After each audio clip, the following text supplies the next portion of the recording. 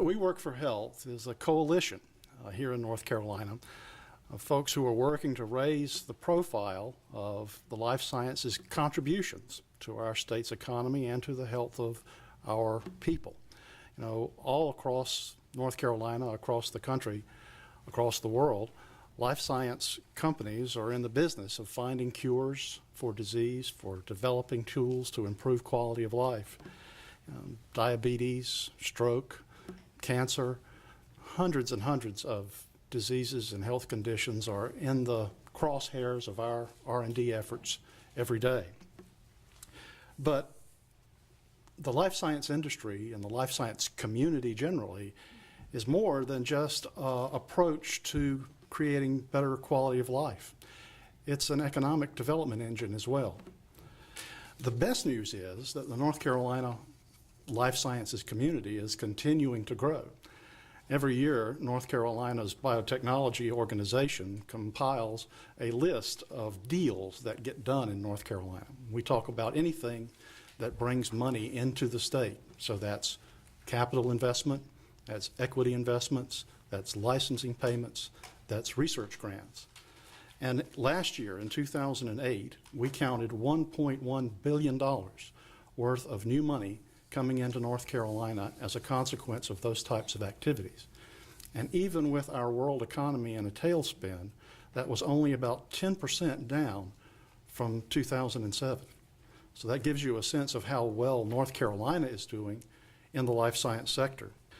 And those of us who are in the We Work for Health initiative hope that our country and our leaders will stay focused during this period of challenge on the success formula that has helped make life sciences what it is in North Carolina and the United States.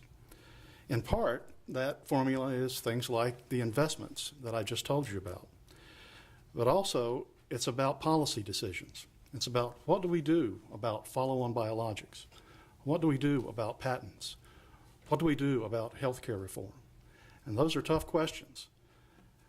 We just ask, as you go forward, Senator, and the folks that you work with in Congress, keep in mind the success story that we have here. We know we're in good hands with you. The speakers today will tell me. I am really thrilled to be here. I came here for two reasons today. One, I think what's going on here through We Work for Health is really important. You know, we all know how important biopharma is, biotech, the pharmaceutical industry is to North Carolina. We see it everywhere we turn. We see it with the jobs that our neighbors have. We see it in the great drugs that you develop for kids like mine who have diabetes. We see it in the access to health care that you work so hard to make. But more than anything else, I see it in our communities, in those great jobs that you all create for so many North Carolinians. It makes all the difference in the economy of our state. And I am deeply grateful for what you're doing through this initiative and for what your companies do for our state. To examine why we go to such great lengths to try to promote this is we have to understand, how did biotech come to North Carolina? Sam was right. It wasn't by mistake, but it also, Mr. Secretary, was not the size of the checks we were writing. Think about that. We didn't win it because we were in it. We didn't win it because we wrote the biggest checks. We won it because companies in biotechnology did their homework. They knew what they needed for a successful future. They looked at North Carolina, and North Carolina had everything. They could check every box. They started in California, but California became enamored with only technology companies. Every kid wanted to come out and get a signing bonus of a new BMW. Geez, that got us in trouble, didn't it, Erskine? And the truth is that they looked elsewhere because the workforce didn't exist, if in fact they wanted to grow. And biotech wanted to grow. And who won? North Carolina. What this report says is that in direct and indirect jobs, this is a major contributor to the future of this state. to the next generation and to generations yet to come. But we have to take care of it. We can't have policies that thwart or limit the growth of biotechnology here or anywhere around the world. They looked at North Carolina and they saw one glaring thing. The second largest pool of graduates of higher education annually of any other state in the country other than California. It is the university system. It is four-year institutions, public and private. It is the community college structure that many in Washington look at those of us who represent this state and consider it to be an unfair economic development tool.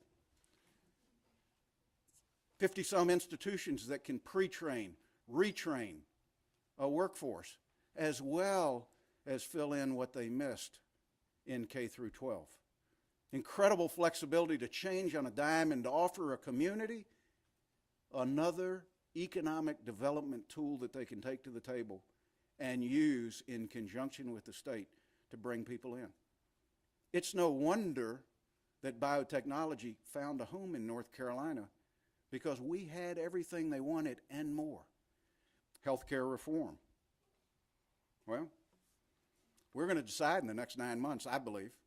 I probably shouldn't say it like that. I've been a little too candid lately, and because of that, I think I've attracted a lot of cameras today, and the good news out of that is they're going to have to cover something about this versus just about whether I am as candid, but I'll be as candid with you.